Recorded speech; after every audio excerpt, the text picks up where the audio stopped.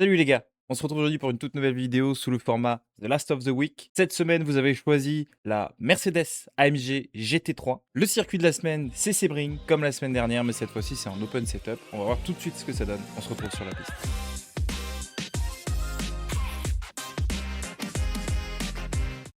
La petite particularité cette semaine pour ce Last of the Week, c'est que il y a 99,9% de chances qu'on soit plaqué 1, les gars. Plaqué 1 avec une voiture qu'on ne connaît absolument pas. Je n'ai littéralement jamais roulé la Mercedes AMG GT3 sur Le Mans Ultimate. C'est une full découverte. Je sais pas du tout ce que ça va donner. Ça va être terrible. À tout moment, les images vont être littéralement terribles. Petite référence à Annie 017. Terribles images. Et c'est confirmé, nous sommes plaqués 1. Voilà, voilà, voilà. Donc, on a plutôt intérêt à faire un résultat de qualité parce que sinon, les gars, tout le DR qu'on a réussi à accumuler cette semaine en Porsche va disparaître aussi rapidement qu'il est arrivé. Après, ce qu'il faut savoir, en tout cas, sur ce type de véhicule-là, c'est que la Mercedes AMG GT3, contrairement à la Porsche ou à la Lamborghini, encore que je vais rouler un peu plus fréquemment, on va être sur des voitures qui ont plus des tendances sous-vireuses que sur-vireuses. What?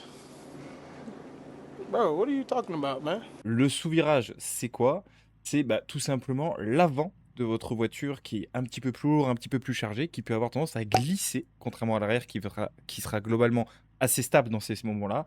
Et après, vous avez le survirage, où là, c'est l'inverse, c'est-à-dire que c'est l'arrière de votre véhicule qui peut avoir tendance tout simplement à partir, à vouloir passer sur l'avant de votre voiture. Donc, c'est deux pilotages qui sont très différents, très distincts, mais qui se valent. Moi, je sais que j'ai un pilotage qui est quand même beaucoup plus survireur que sous-vireur. Donc, ça va être un vrai défi de rouler avec cette Mercedes AMG GT3. Allez, on n'oublie pas la petite astuce. Comme toujours, on monte le TC pour pas foutre les pneus en l'air lors de notre tour de sortie. Et on va s'amuser, les gars! De toute façon, les gars, il faut se dire une chose, c'est qu'on est là pour kiffer, on est là pour prendre du plaisir. On est plaqué 1, c'est une fierté de pouvoir être plaqué 1 dans un split 1. Maintenant, tout ça, les gars, ça reste qu'un jeu vidéo. Prenons du kiff, prenons du plaisir, c'est le plus important.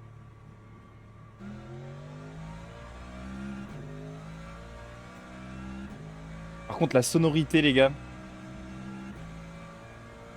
un son vachement rauque. Et très très rauque quand même. Et c'est quand même vachement agréable.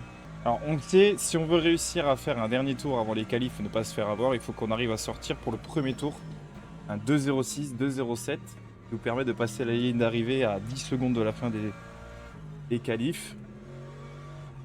Donc du coup, naturellement, derrière, avoir un dernier tour peut nous permettre de gagner quelques places.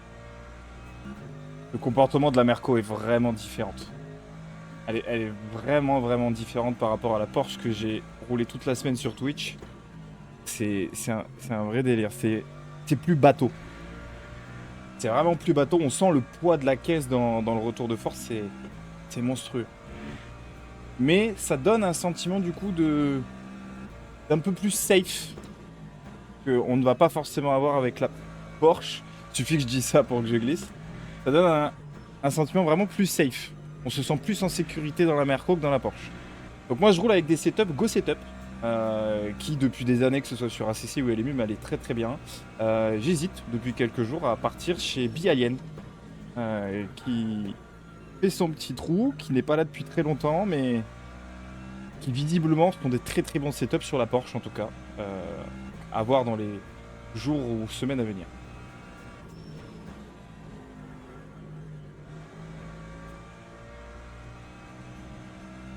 Les virages, il faut vraiment réussir à prendre la corde. Parce que le fait de réussir à prendre la corde permet un gain de temps monstrueux. C'est là que on voit le sous-virage de la Merco. Le meilleur temps que j'ai fait cette semaine avec la Porsche était en 2-1-3. Donc on n'était pas très très loin du 2-0, donc pas déconnant. On va voir ce qu'on arrive à sortir avec cette Mercedes. Ok, on vient de réussir à sortir un 2-2-8. C'est pas déconnant pour une voiture qu'on connaît pas. On peut encore améliorer ça. Ce qui est terrible, c'est que j'ai déjà la sensation d'être à la limite de la voiture. Avec mon pilotage à moi, je parle.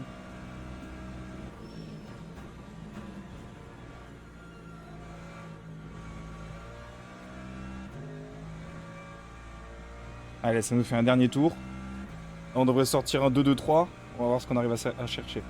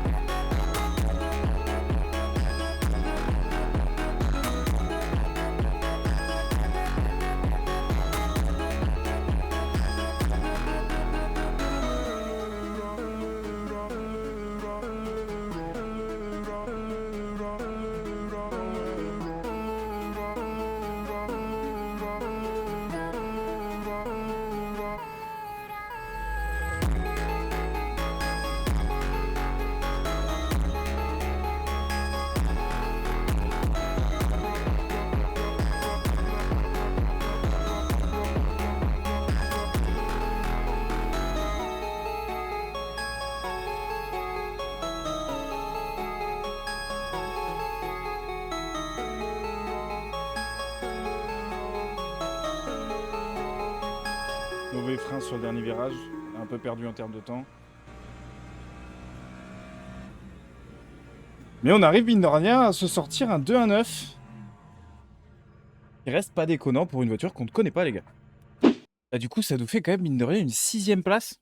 Ce qui reste un résultat peu correct. Peu correct sur un split 1. Avec une voiture qu'on n'a jamais roulée de notre vie. Donc ça reste très très correct. On va voir ce que le start va donner.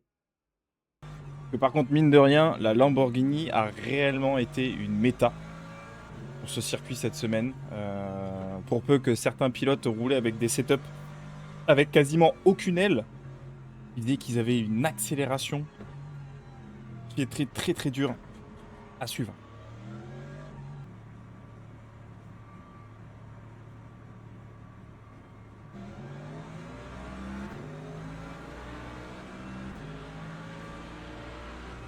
La Lamborghini qui s'est ratée, il a voulu protéger son inté, c'est bien. On saisit l'opportunité.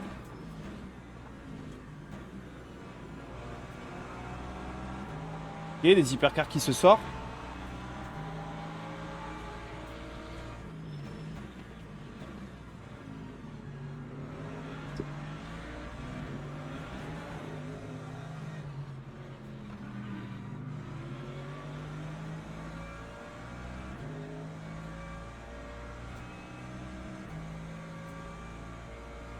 Ok. Un start très mouvementé, hein. Attention, hein. Ils sont énervés.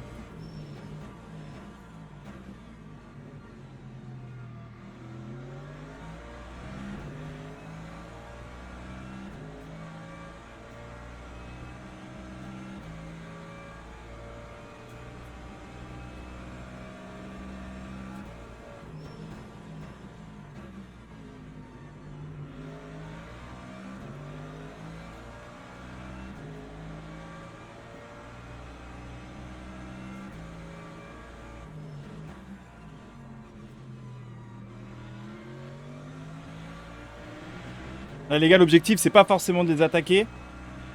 Ils sont en train de se déchirer tous entre eux. Donc ça va être surtout de les suivre.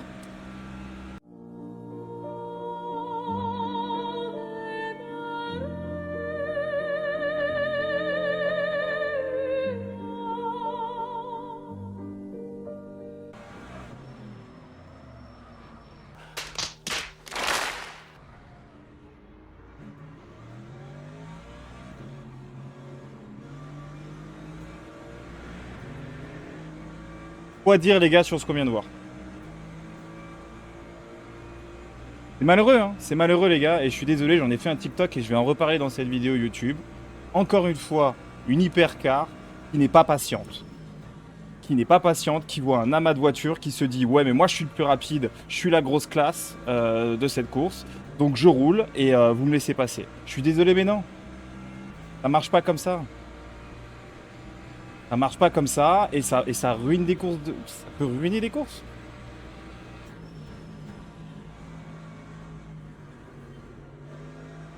C'est pas grave, ça va vous faire une vidéo. Remontada. On est en perdition de rythme, c'est compliqué. On tourne en 2-3-2 sur le dernier tour. C'est pas un bon rythme de course pour être honnête. Donc ça va être compliqué de remonter je pense. On va faire ce qu'on peut, mais l'objectif c'est d'être le plus régulier possible et surtout de ramener la voiture à la maison. Donc on va se focus un petit peu.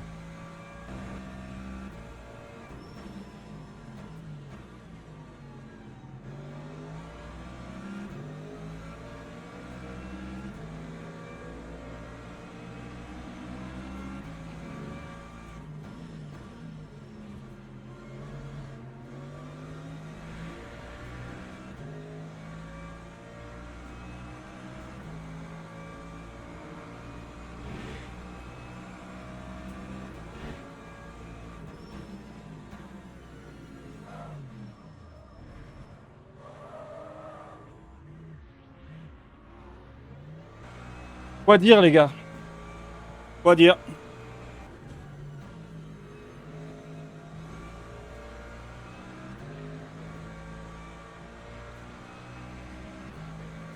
On y retourne.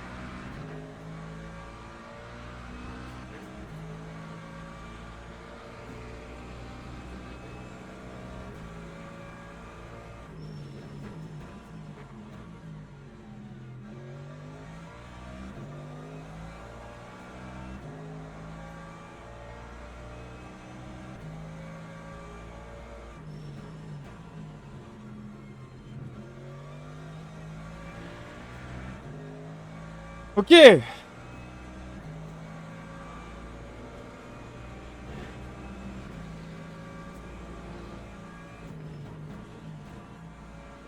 Une course qui est pour le moins musclée, on va dire. Ok, là on rentre dans la phase difficile de la course. Il reste 14 minutes 50 de course. Le problème qu'on a, la voiture a beaucoup trop de dégâts pour qu'on arrive à avoir un pace décent pour pouvoir faire une remontée. Donc c'est très compliqué. On ne peut pas pit, parce que si on pit, littéralement, on perd tout. On perd absolument tout, tout le monde est très rapproché, etc. Donc on peut pas pit pour réparer la voiture et espérer avoir du pace.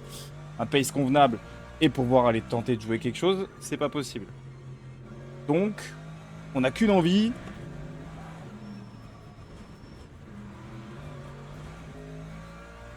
On n'a qu'une envie, c'est d'arrêter.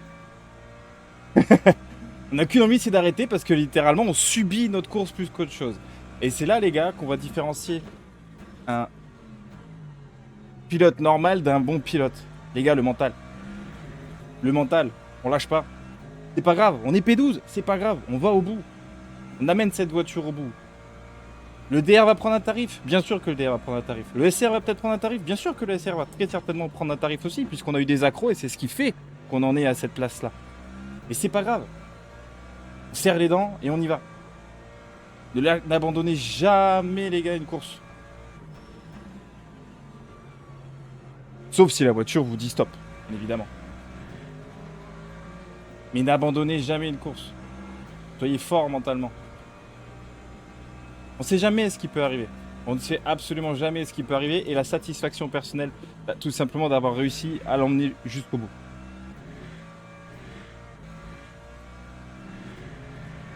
Allez, on vient d'avoir la petite notif qui reste 5 minutes. On est 12e. On y va. On va au bout, les gars. C'est dur. Là, le psychologique est très dur, les gars. Faut se le dire. Là, on n'a plus envie. Et c'est normal. C'est normal. C'est normal qu'on n'ait plus envie du tout de rouler, là, à ce moment-là. Parce qu'on est 12e. On savait au start qu'on avait un résultat à aller chercher, puisqu'on a fait un bon start. On s'est qualifié P5 ou P6. Donc, c'est plutôt un très bon résultat de qualif, etc. On se dit, merde, j'aurais pu aller chercher quelque chose. On est 12e. On a eu des incidents de course. C'est dur. Là, c'est très dur psychologiquement de finir la course. Hein. On n'a qu'une envie, c'est de balancer le volant et dire c'est bon, j'en ai marre, j'arrête. Mais non. Et c'est ok. Faut savoir accepter que c'est dur. Et donc, c'est normal. Les conseils de Rollo psychologue.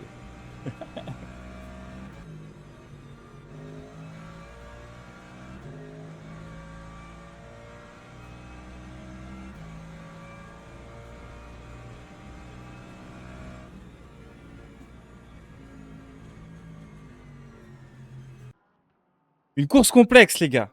Une course complexe, on va pas se mentir. Maintenant, les gars, on va rentrer dans la phase la plus importante. Après une course compliquée comme celle-ci, voilà, quand on a gagné la course ou quoi que ce soit, c'est pas forcément intéressant. Mais là, étant donné qu'on a souffert pendant cette course, on a eu quelques incidents. Donc, on va aller tout simplement regarder le replay. C'est extrêmement important afin de progresser. Ça permet de comprendre ce qui s'est passé. Est-ce que c'est nous qui sommes fautifs? Parce qu'il est possible, les gars, je suis désolé, je casse peut-être un mythe, mais dans une course, on dit toujours que c'est de la faute des autres, sauf que c'est pas toujours le cas.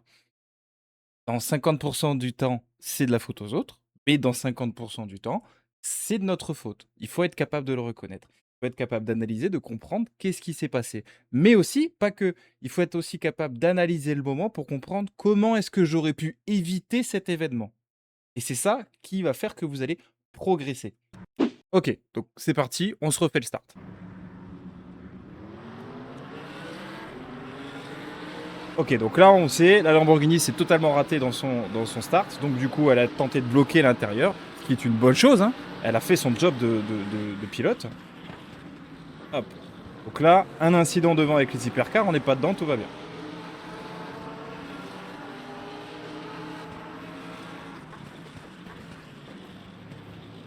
Ok. Là, analysons le premier incident. Le premier incident, il se passe quoi? On freine bien, on tourne. Problème qu'il y a, c'est que nous, dans notre rétroviseur et sur notre radar, on ne voit que la Porsche. On ne voit que la Porsche, sauf que la Porsche, elle, bah, elle peut pas se téléporter, les gars, pour la simple et bonne raison que bah, elle a une Lamborghini juste à côté. On la voit juste ici. Donc cette Lamborghini-là empêche du coup la Porsche de, elle, me suivre dans le virage, ce qui va créer ce premier contact-là. Donc là, malheureusement, bah, c'est tout simplement un fait de course. On jette la faute sur personne. Tout le monde a voulu prendre son virage. La Lamborghini a été audacieuse en voulant prendre l'intérieur. C'est comme ça. Ça crée, on va dire, cette première dinguerie.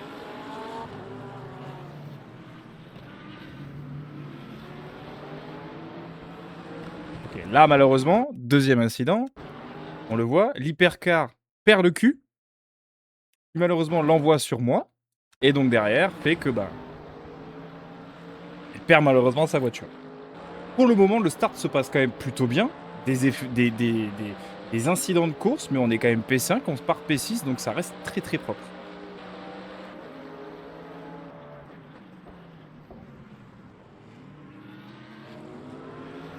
Là, petit incident entre la McLaren et la Lamborghini. Malheureusement, ça coûte cher à la McLaren.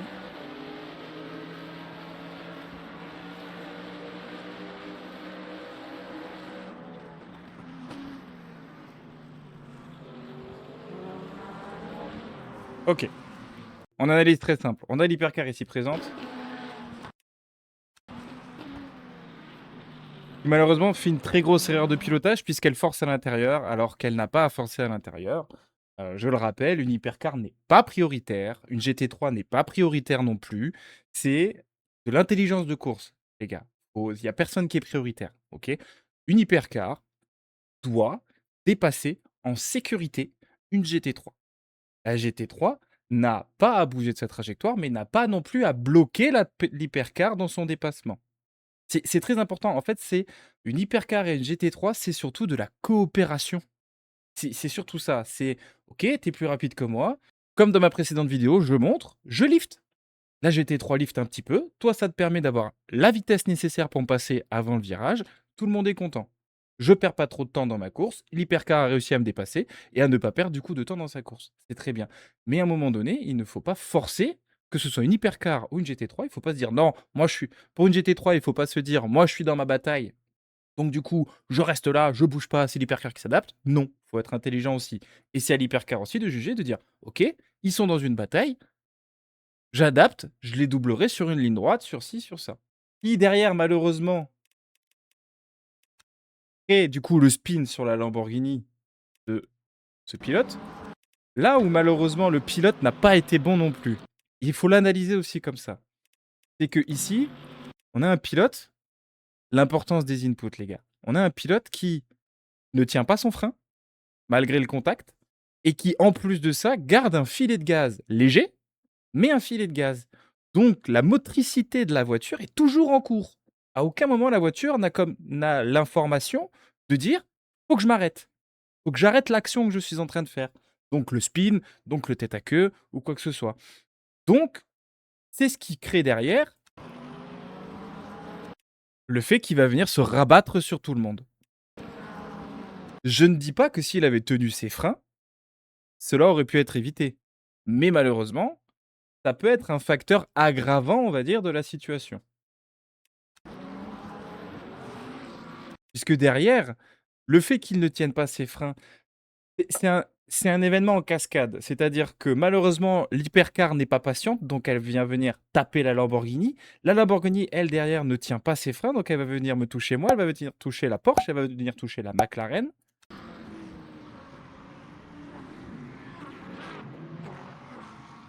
Et c'est tout. Mais elle engrange, l'hypercar avec une action engrange, mine de rien, 4 incidents. Ok, maintenant on va aller chercher l'incident avec l'autre, avec la Mercedes qu'on a juste devant. Ok, on a réussi à trouver du coup l'incident avec l'autre Mercedes. Là, ça va être très important d'analyser mon pilotage aussi. Pourquoi? Parce que pendant la course, dans ma tête, je suis 100% non responsable de l'incident. Sauf que, à force de réfléchir pendant que je roulais, je me suis dit, ok, peut-être que j'ai refermé la porte et il était là. Malheureusement, c'est moi qui en paye les pots cassés, puisque lui, il avait l'avant, moi, j'avais l'arrière, qui est tout simplement venu taper. Et donc, du coup, ça m'a fait spin. Mais il faut être aussi capable de dire, là, je suis fautif, les gars. Ça, c'est super important. Donc, on attaque à 2 de front le virage. C'est un virage qui peut se prendre à 2 de front. Honnêtement, il faut bien connaître le circuit pour réussir à le prendre correctement à 2 de front. Ok. L'analyse, elle est simple. Je suis fautif. L'analyse, elle est super simple. Je suis fautif. Pourquoi? Le pilote Mercedes à droite, il reste à droite, il tient sa ligne, pas de problème. Moi, je suis à gauche, je tiens ma ligne. Problème, je vais chercher mon point de corde. Le point de corde qui se situe à ce niveau-là. D'accord? Du fait que moi, je vais chercher mon point de corde, mon pilotage oublie que, mine de rien, j'ai une voiture à côté de moi, qui est la Mercedes, du coup. Et je viens, du coup, toucher son pare-choc en venant chercher mon point de corde. Et c'est ça l'importance, les gars, d'analyser. C'est que pendant la course, je me dis, c'est de la faute à l'autre Mercedes. Et l'analyse me fait me dire, non, Polo, c'est de ta faute. C'est entièrement de ma faute si je suis venu perdre la voiture à ce moment-là. Puisque lui, il est déjà à sa limite. Quand on se met sur lui, il est sur le vibreur, il est entre le vibreur et la piste, il tient sa ligne, il n'y a aucun problème. Moi, par contre, je viens chercher mon point de corde. Ce qui fait que naturellement, je vais sur lui. Et c'est ce qui crée ce contact. La Mercedes s'en sort, tant mieux pour elle, puisque je suis fautif, donc au final, elle a réussi à faire un bon résultat. Qu'est-ce qu'on va retenir de cette course? Le mental est primordial. Le mental, les gars, est primordial.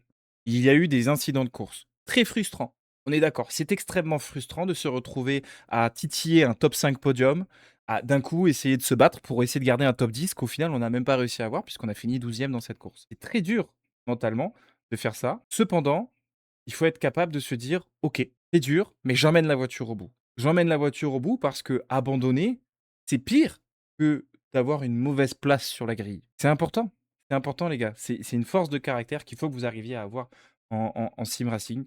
J'ai subi ma course, alors que cette semaine, j'ai passé une semaine extraordinaire sur Sebring, puisque j'ai eu une victoire, j'ai eu 3 podiums. Donc ça a été vraiment une très très bonne semaine en termes de sim racing. D'ailleurs, si vous voulez suivre ces aventures-là, n'hésitez pas à me suivre juste là sur Twitch. Ça envoie de la force, et puis comme ça, vous verrez les restes des courses de la semaine que je diffuse en stream tous les jours sur Twitch. La semaine a été géniale, et elle se finit malheureusement avec une course compliquée. C'est pas grave, on relativise, on apprend, on comprend où est-ce qu'on a été mauvais, et on progresse sur ces items-là. Je saurai que la prochaine fois, dans ce virage-là, lorsque je serai en 2 de front avec un pilote, il faut que je me concentre sur que mon regard se déporte légèrement sur la gauche pour que je n'aille pas chercher ce point de corde et que ça évite tout simplement le contact avec la Mercedes. Si j'avais réussi à éviter ce contact-là, j'aurais peut-être fini dans un top 5. Ça, on peut pas le savoir. Avec des si, on met rhum en bouteille. Les gars, merci infiniment d'avoir suivi cette vidéo The Last of the Week, édition 2, où aujourd'hui on avait donc du coup la Mercedes AMG GT3 sur Sebring en open setup. En conclusion,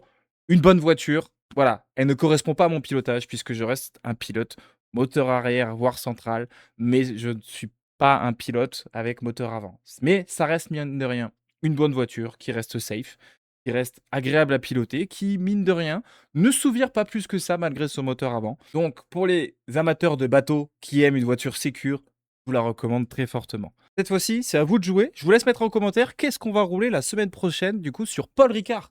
On va faire le nouveau format Silver Sprint 20 minutes qui est sur Paul Ricard la semaine prochaine. Et c'est vous qui allez décider sur quelle voiture est-ce que je vais faire ce format. Un petit pouce bleu en bas de la vidéo, un abonnement, ça fait toujours plaisir, la petite cloche pour ne louper aucune nouvelle vidéo ou aucun nouveau short qui sort. Les gars, prenez soin de vous, c'était Rollo, votre pilote moyen qui vous apporte des conseils moyens. A bientôt, ciao.